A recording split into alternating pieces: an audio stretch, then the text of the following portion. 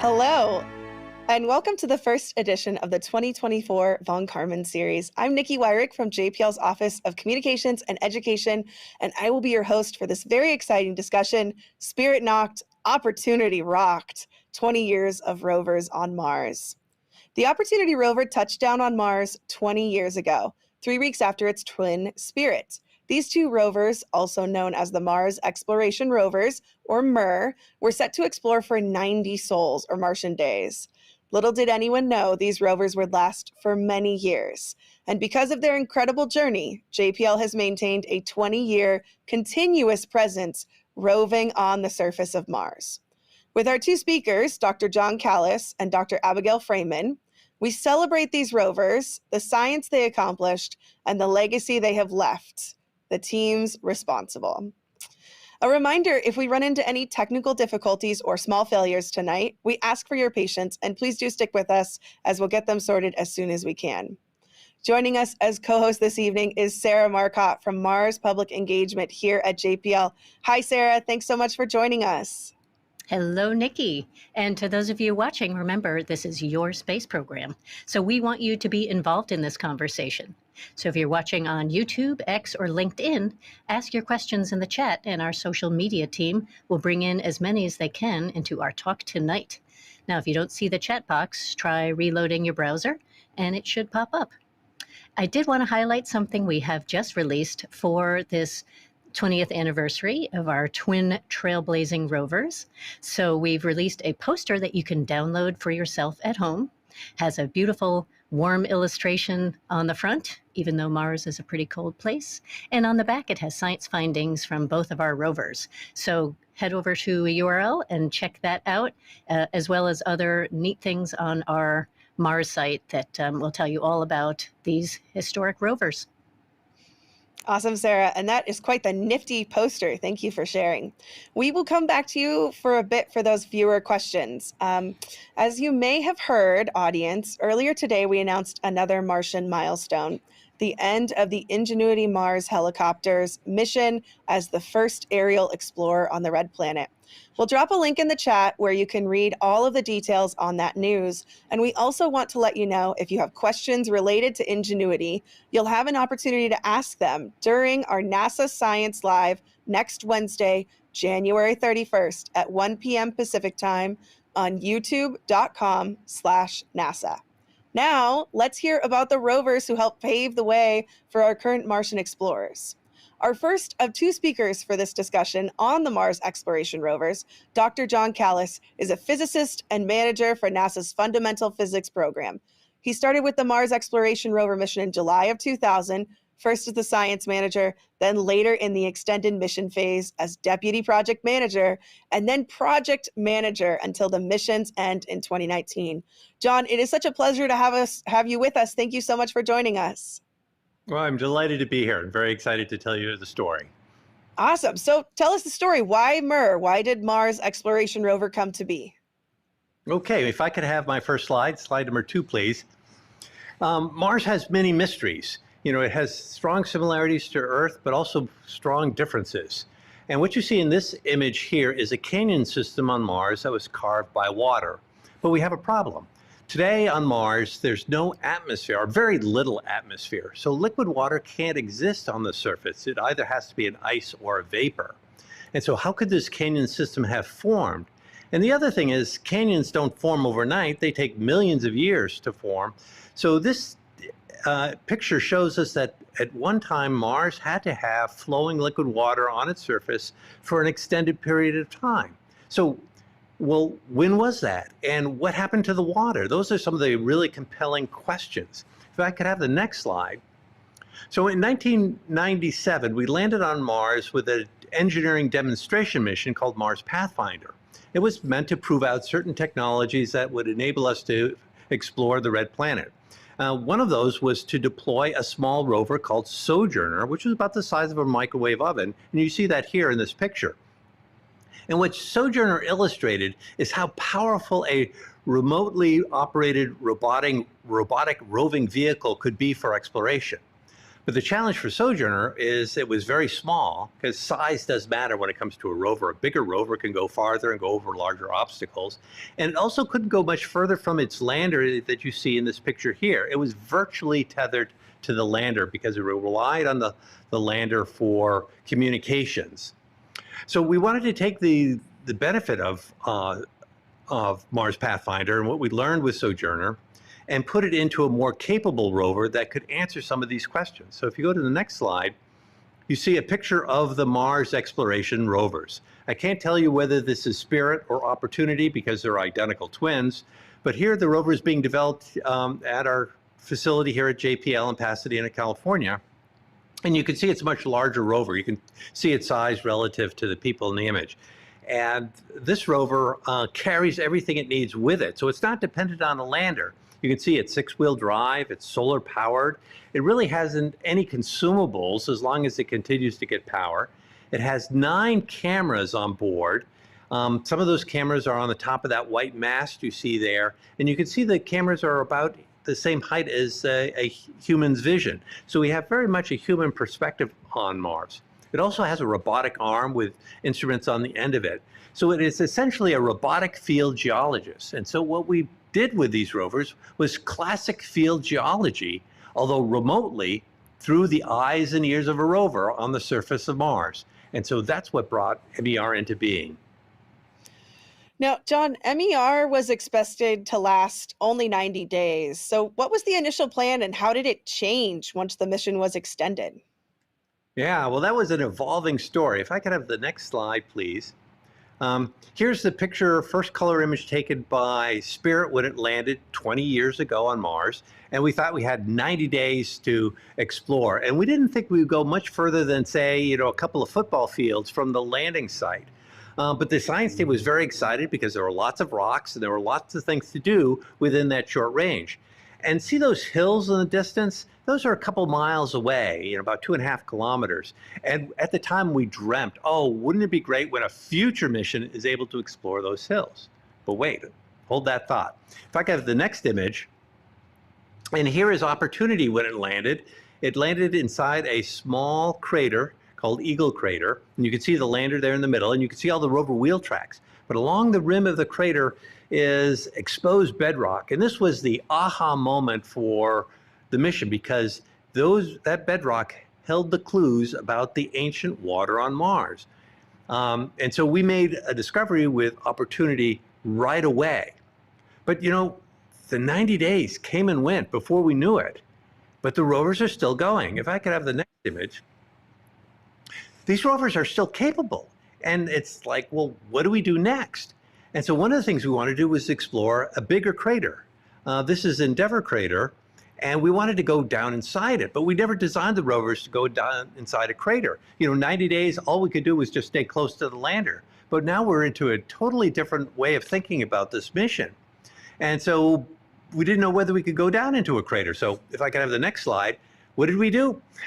Well, we went to the local home center, bought a whole bunch of lumber and patio paving stones and bags of sand, and we built a giant tilt table.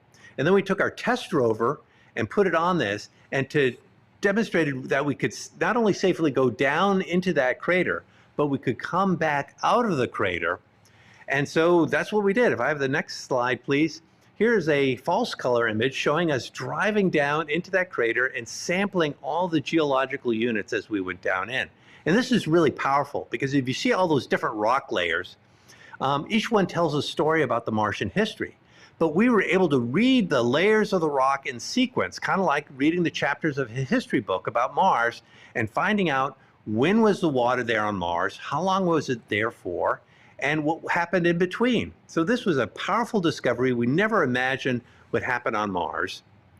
If I could have the next slide, and you could see we could take these rovers and we could just drive. And this was a slow transformation because we thought, well, they're going to stop at any moment. We're going to run out of gas and that'll be the end of it.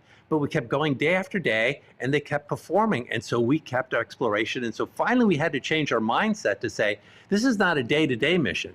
This is a month or multi-year mission. And so we changed our strategy now to think long-term and long distances and ask bigger questions as we went forward, well beyond the 90 days that we were supposed to operate.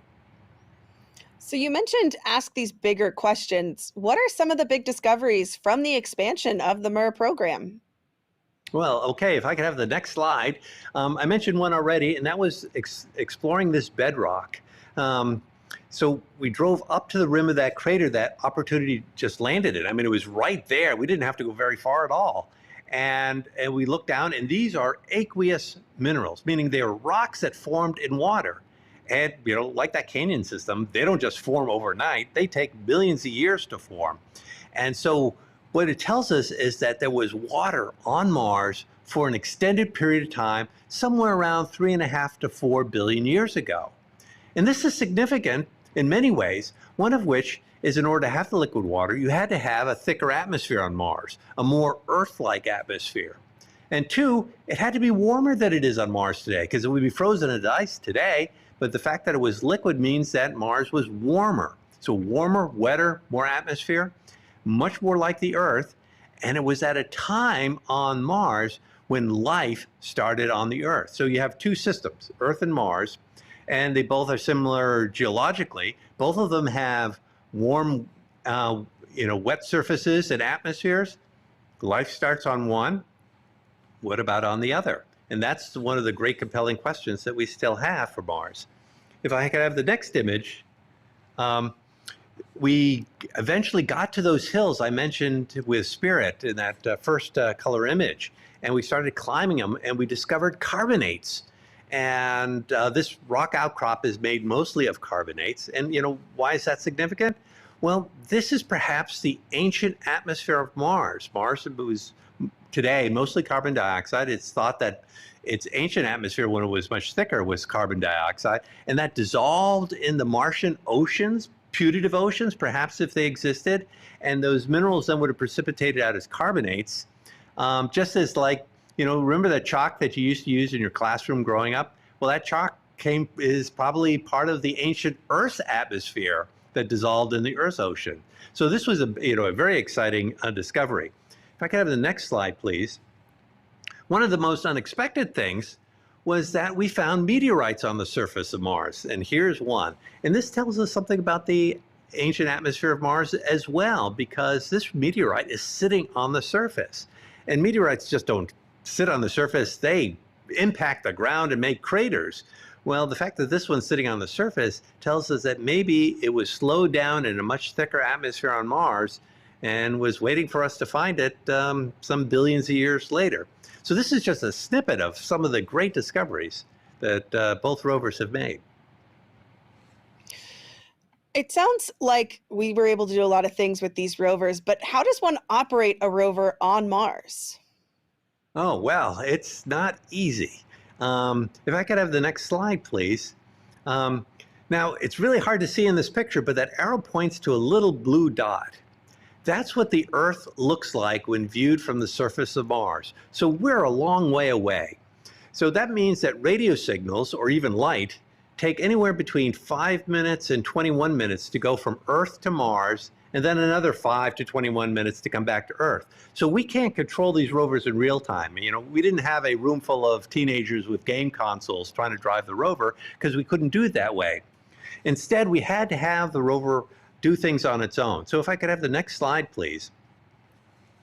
This picture illustrates some of the autonomy that the rovers have. So the way it would work is the rovers would sleep during the Martian night. So the Martian day is just a little bit longer than an Earth day, so it has a day-night cycle. The rovers sleep at night to save energy, and then in the morning when they'd wake up, we would send them a list of activities to do, not unlike your spouse leaving you a note in the morning of all the chores you need to do that day. And the rover would carry out those instructions autonomously on its own. But its first instruction has always been to keep itself safe, and that's kind of illustrated here. We did a test. We actually told the rover to drive towards and drive over that pile of rocks that you see there. But the rover was smart enough. Notice it stopped and it said, I ain't going to do that, and drove around the pile of rocks to get to its destination. So it used its own autonomous navigation to identify a hazard and then avoid that hazard to complete its objectives. So each day the rover would be given these instructions and it would carry them out and do it dutifully. If I could have the next slide, please. But sometimes things happen that we don't expect, and sometimes problems happen that turn out to be great benefits. On Spirit, one of the wheels failed after a few years being on Mars, far exceeding its design. And we had to drive dragging that one wheel, kind of like those annoying grocery store carts where one of the wheels is jammed and you're trying to go down the aisleway and the grocery store cart keeps trying to twist. Well, we had that problem here, and it was dragging that wheel, and it uncovered some material that we wouldn't have seen because we would have driven right by it. That light tone material, as I think you'll hear a little later on, was a really significant discovery for the mission. So I'll leave that mystery out there for just a little bit. So that's some of the challenges we had operating the rovers on Mars. Well, I think you just hinted at a really important challenge, which is these rovers lasted much longer than expected, but they couldn't last forever, right, John?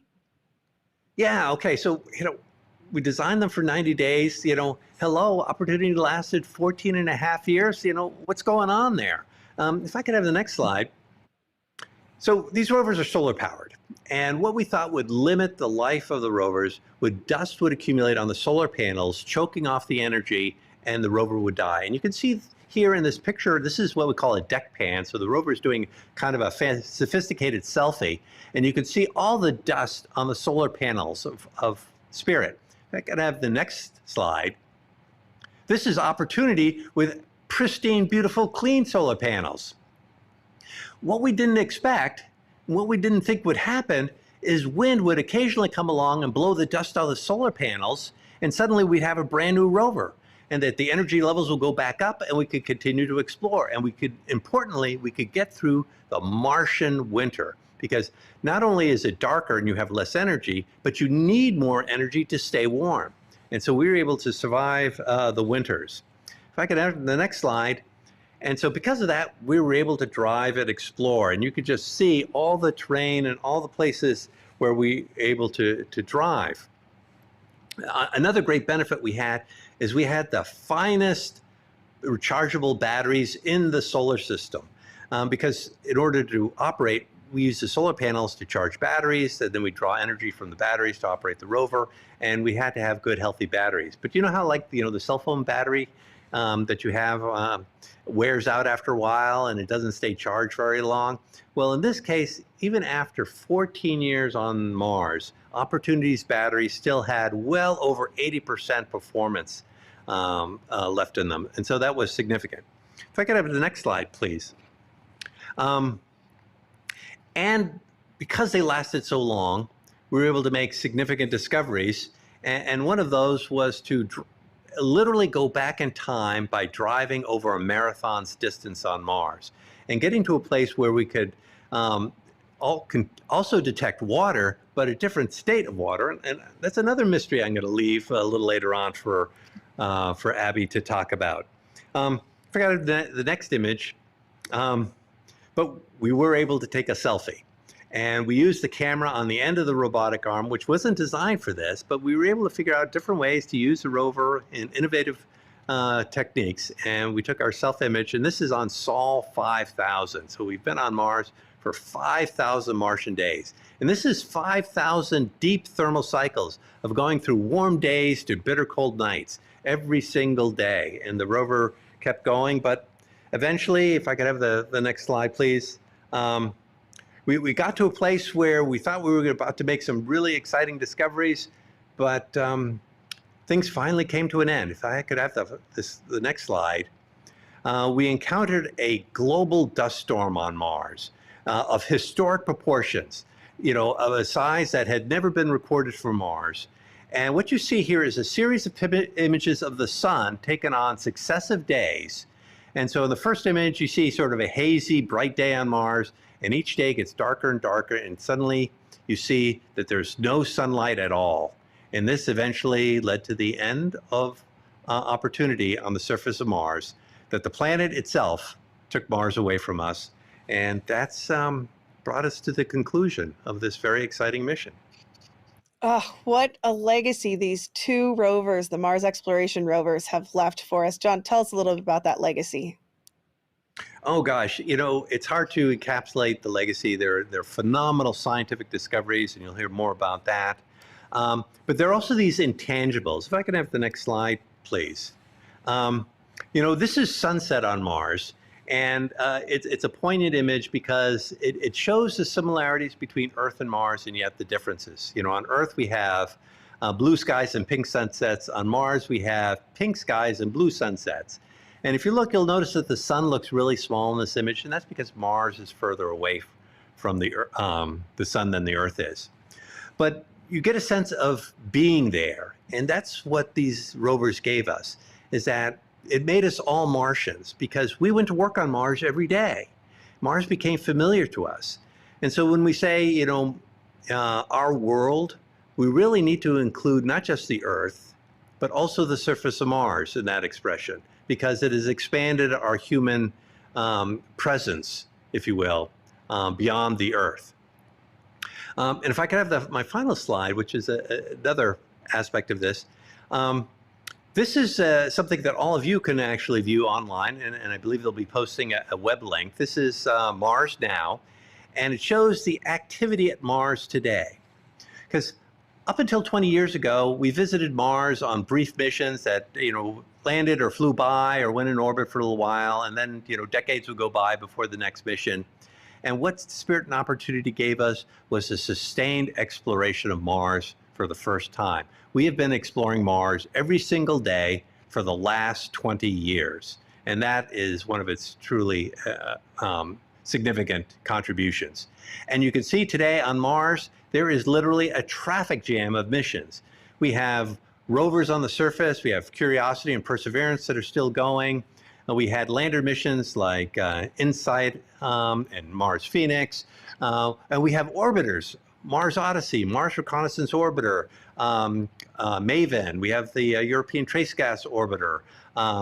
There's a host of activities all around the planet. And so it becomes challenging to keep it all going. But that's just some of the legacy that these two rovers have given us. Well, I think we take it for granted 20 years of continuous roving on the surface of Mars is incredible, John.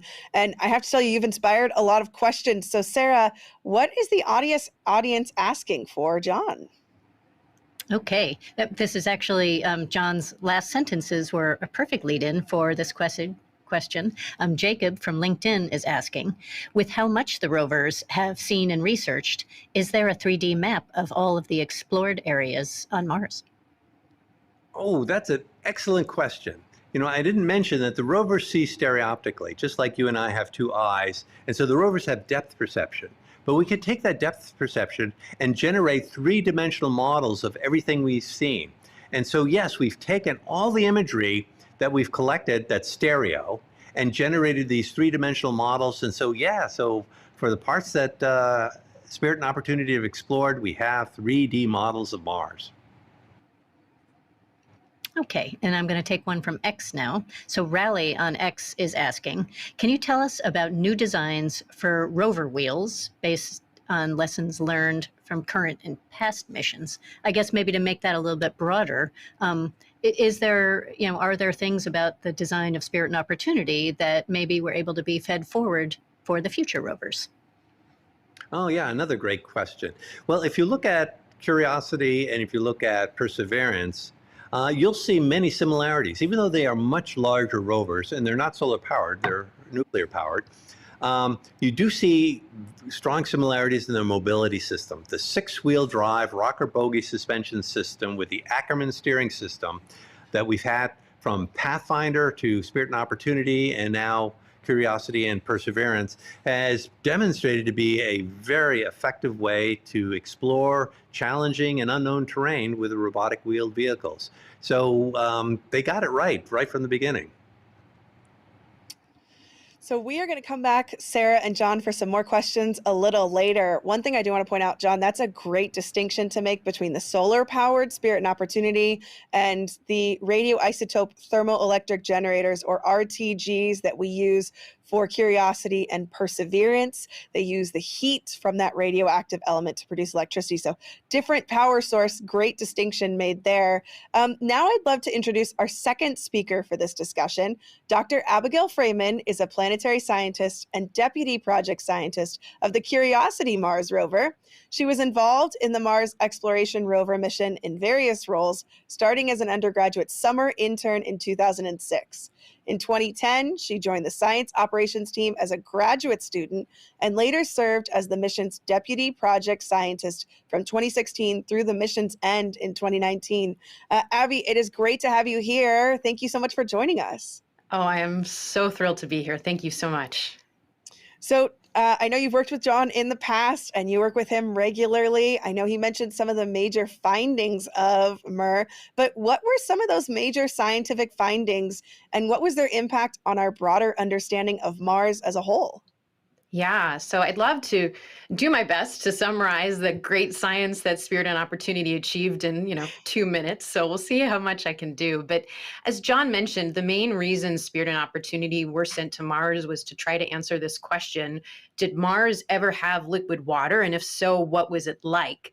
And this is important because it tells us about the past history of Mars, but also whether or not it could have maybe been a place that life existed. Water is one of the ingredients that we know life needs. So if we could pull up my first graphic here, this is sort of a cartoon summary of the environments that Opportunity explored. And I'm going to start with Opportunity because she was the first of the two rovers to find evidence of liquid water. And it was in that bedrock, in that crater that she landed in that John showed. And it turned out, as we drove all around the area looking in and out of craters, what we found was rock that had formed that was first wind-blown sand, but it had been cemented when there was groundwater that had risen up and turned that sand into rock. And by looking at the composition of the rock, we could tell that that groundwater was very acidic and very salty. As we drove on about 6 years into the mission, Opportunity reached the rim of Endeavour crater, a big impact crater, and got to look at much older rocks that were poking up through those younger deposits.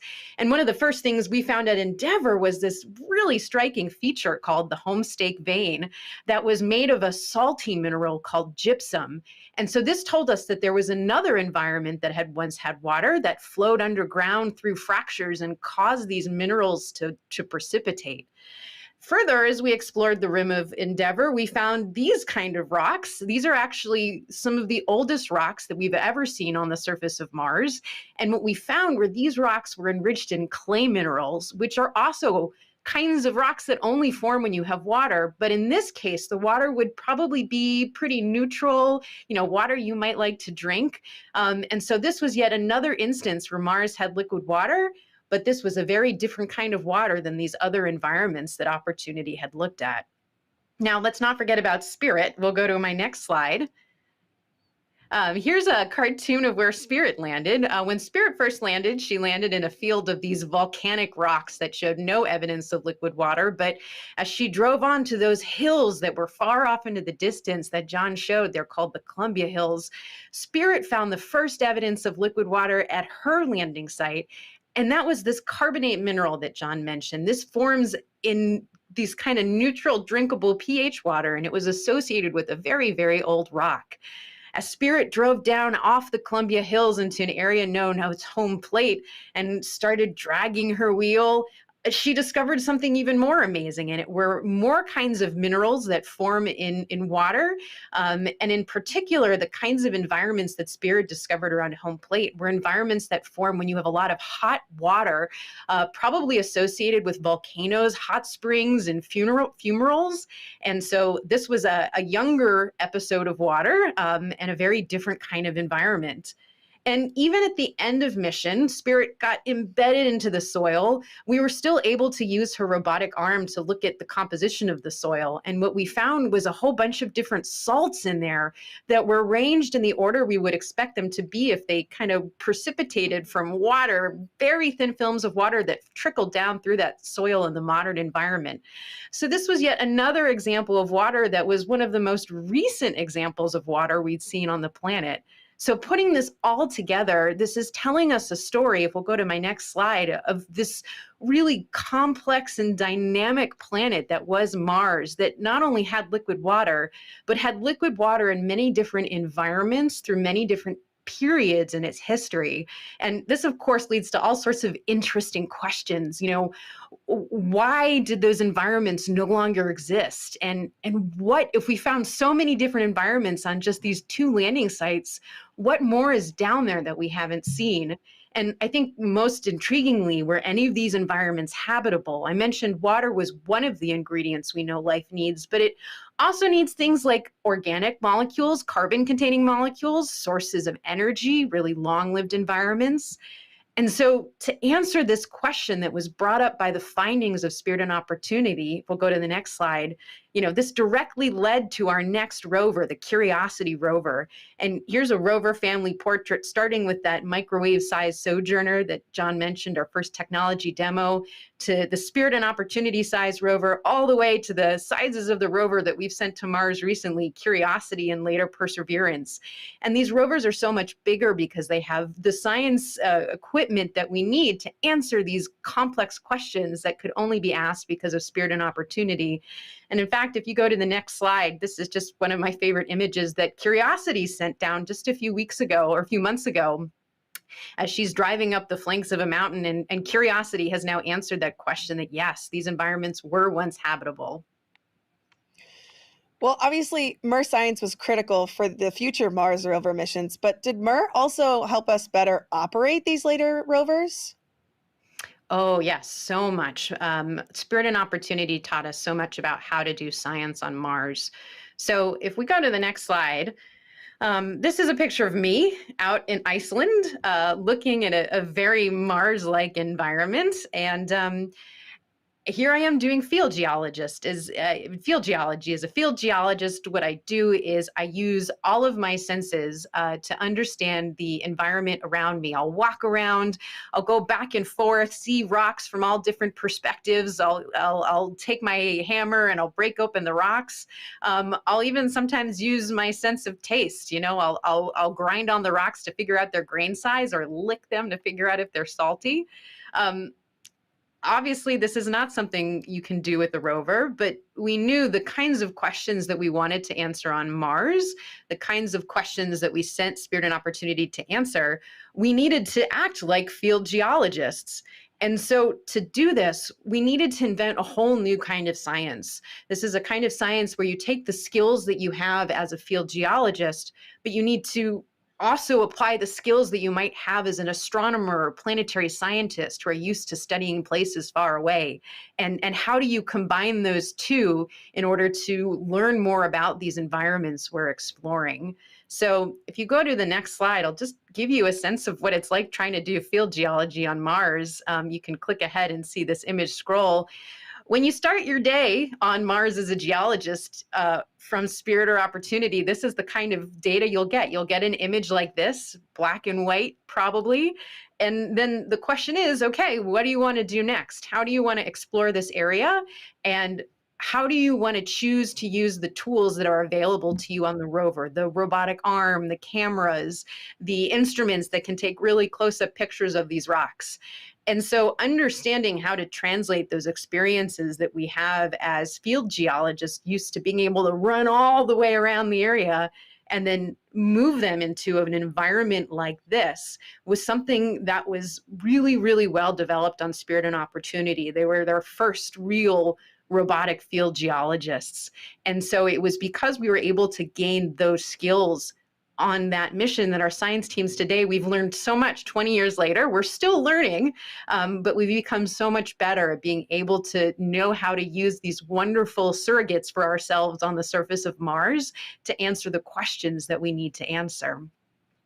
We'll go to the next slide. I'll talk about another thing that I think Spirit and Opportunity were essential in establishing, and that's kind of the philosophy of how you do science operations.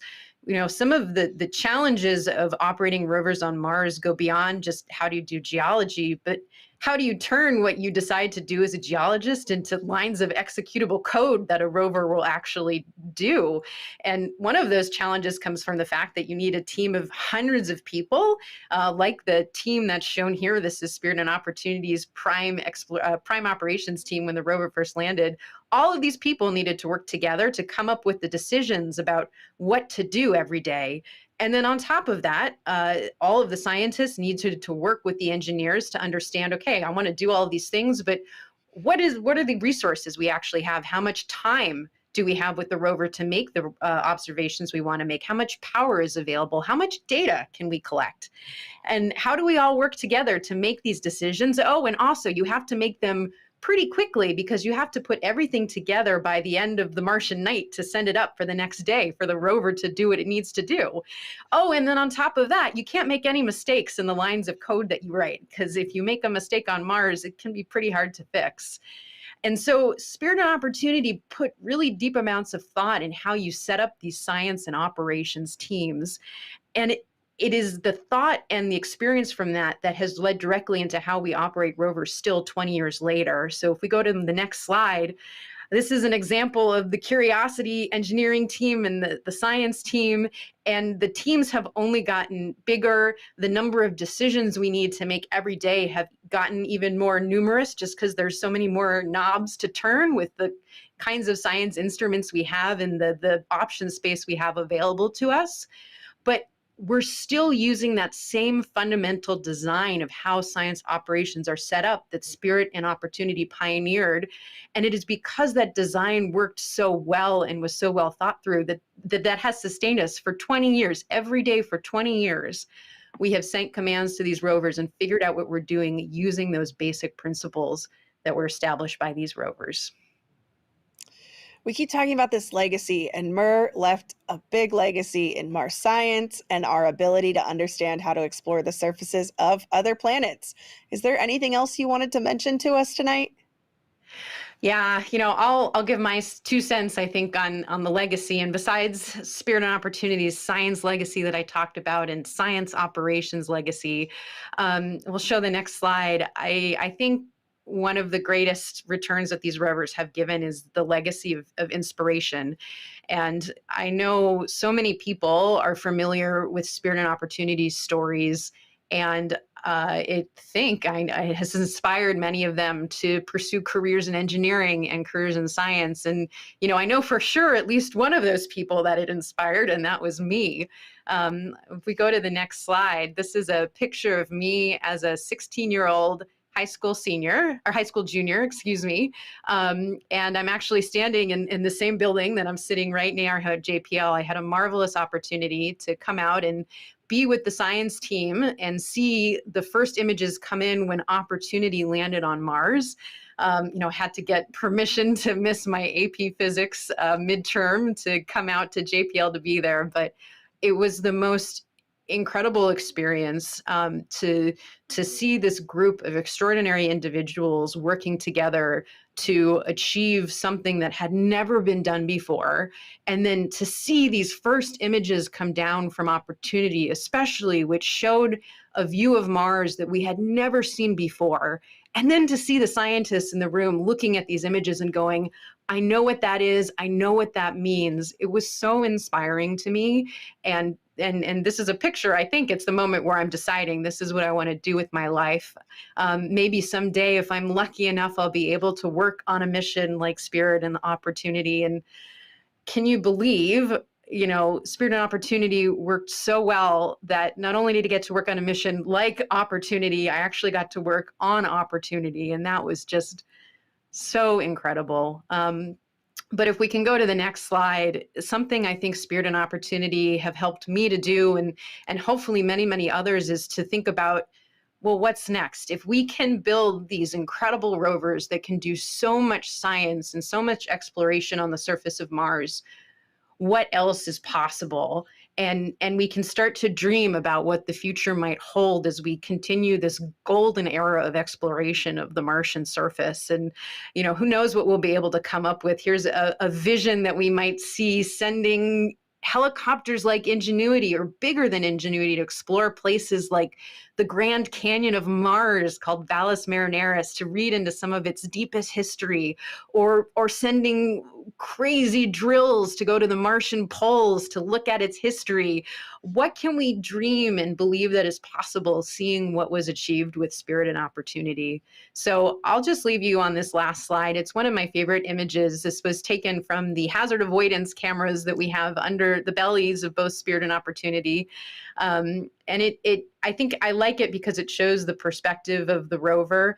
In the scheme of things, Spirit and Opportunity are mid-sized rovers, small rovers, compared to what we have now with Curiosity and Perseverance. But here they look like giants with this view. And I like to think, there's the phrase standing on the shoulder of giants. But I like to think that all of the Mars exploration that we're doing now and the Mars exploration that is to come really are standing on the shoulders of these giant rovers. And I'm so proud to have been a part of them as a mission, and I'm so excited to see what's next. That is so inspirational, and thank you for sharing your personal story. Sarah, I know the audience is asking some questions for Abby, so let's throw a few her way. What are they asking? Sounds good to me. There are some questions. I have a few questions about water. So I'm going to start with I'll start with this one. I can't decide. It's just a wealth of watery questions.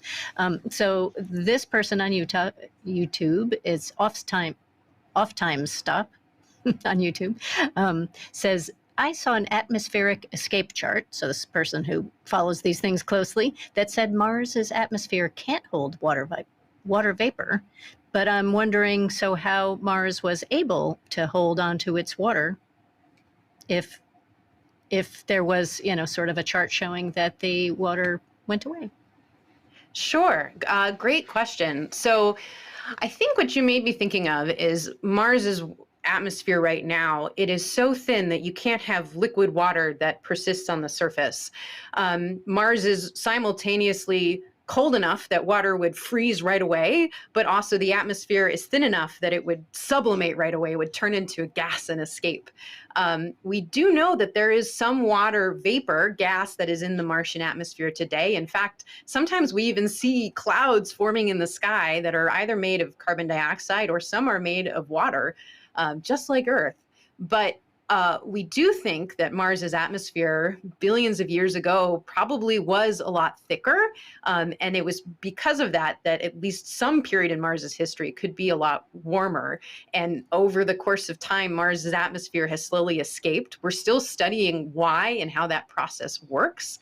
And I think when we can understand that, that's going to be a big help in understanding the question that I'm fascinated by, which is, why did Mars turn from a habitable world into this dry desert that it is today? Okay. And now we have one from Michael on LinkedIn. Said, how far have we been able to dig into the surface of Mars to see what's under the surface? Oh, good question, Michael. And the answer so far, at least with our rovers, is not that deep. Curiosity and Perseverance both have tools, a drill on Curiosity and a coring device on Perseverance that can get into the rocks, but they only go 4 or 5 centimeters into the surface. We've used the rover's wheels to be able to dig below the soil a little bit, kind of make these trenches. I showed a picture of one of them that showed where the salts were, and John showed a picture of one of those inadvertent trenches that Spirit made, dragging its broken wheel behind. But the best way that we have right now to look into the underground of Mars is actually using craters. They're kind of nature's drills, big impacts. When an asteroid hits the surface of the planet, it blows stuff into out of the ground, and then we can see what's under there. And Opportunity actually used these craters for a lot of her exploration to get deeper into the sedimentary section to see those older rocks, to understand the history. Okay. So, Sarah, they've been asking a ton of questions out there. Keep rolling with the questions for both of our Keep speakers. rolling with it. Okay. So this is kind of a juicy one. So this one I'm going to direct to John. So this is Armin on LinkedIn is wondering what was the wind speed during the planetary dust storm? I'm assuming he's referring to the one perhaps that maybe was the demise eventually of opportunity, but maybe you can talk about planetary dust storms in general and how bad are they? The first thing to remember is Mars has a very thin atmosphere. So even if you had very high winds, it would just seem like an exceedingly light breeze to you or me if we were on the surface of Mars with our skin exposed to the atmosphere. So wind isn't really a threat to the rovers. And as I mentioned, it was a benefit because it helped remove some of the dust that was accumulating on the solar panels. So what brought the end to the rovers was just how dark the skies got because of the dust being lofted off into the air and blocking the sunlight to where the rovers couldn't generate any energy to stay powered and to stay warmed.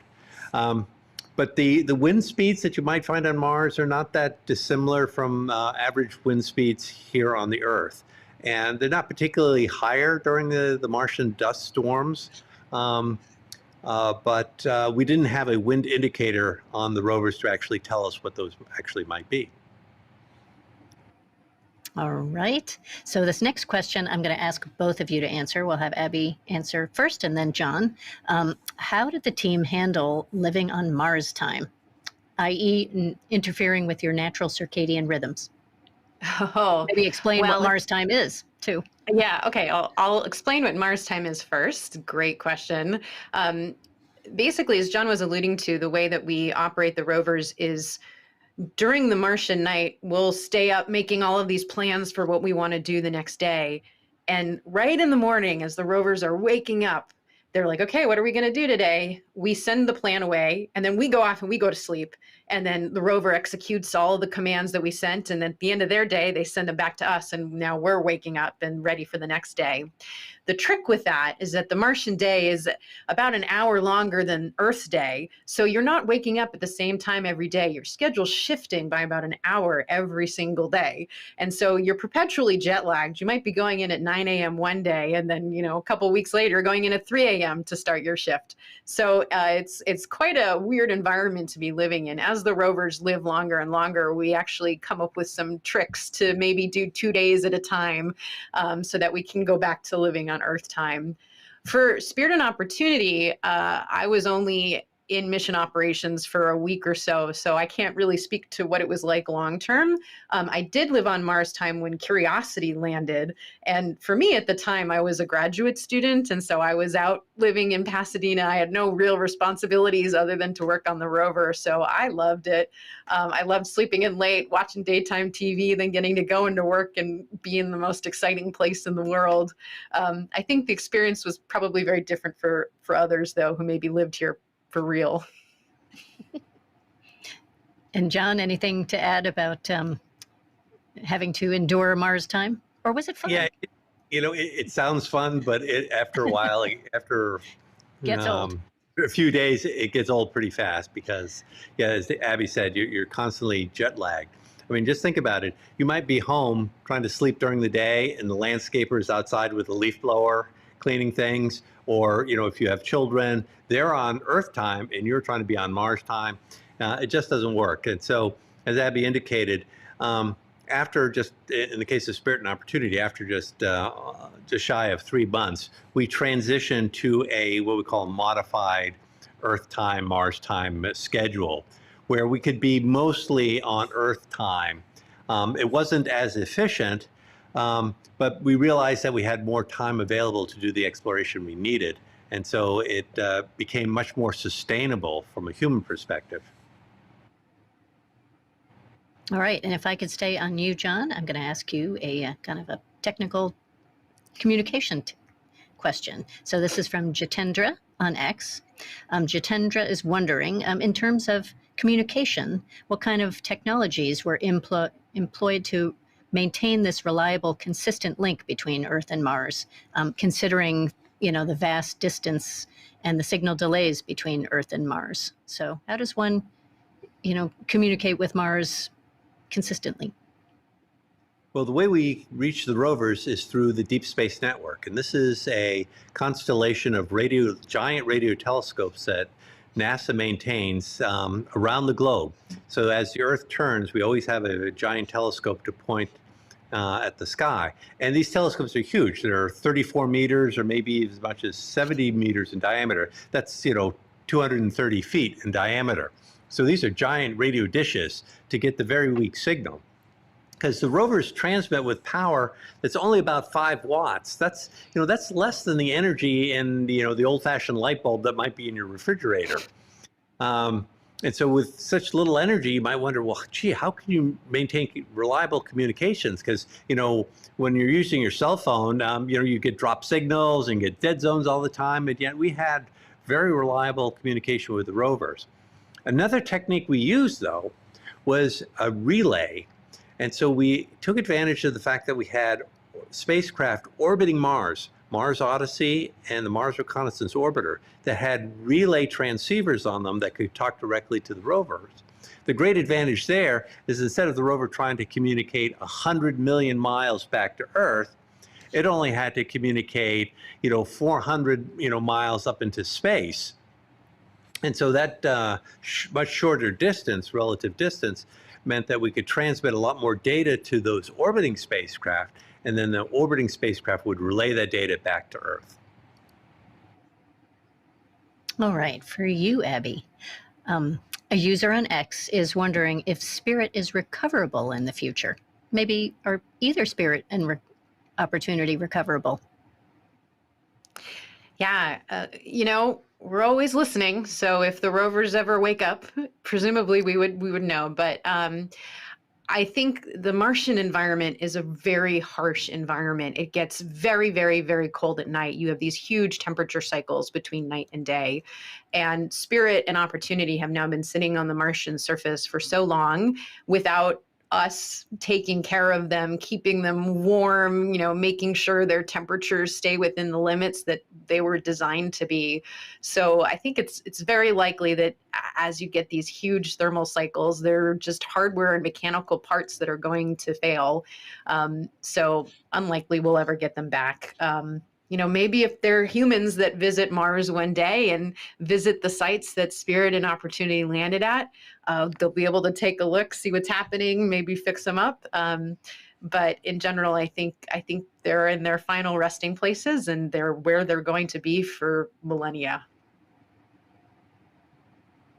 All right, so one more, and I'm going to ask both of you to answer this just briefly.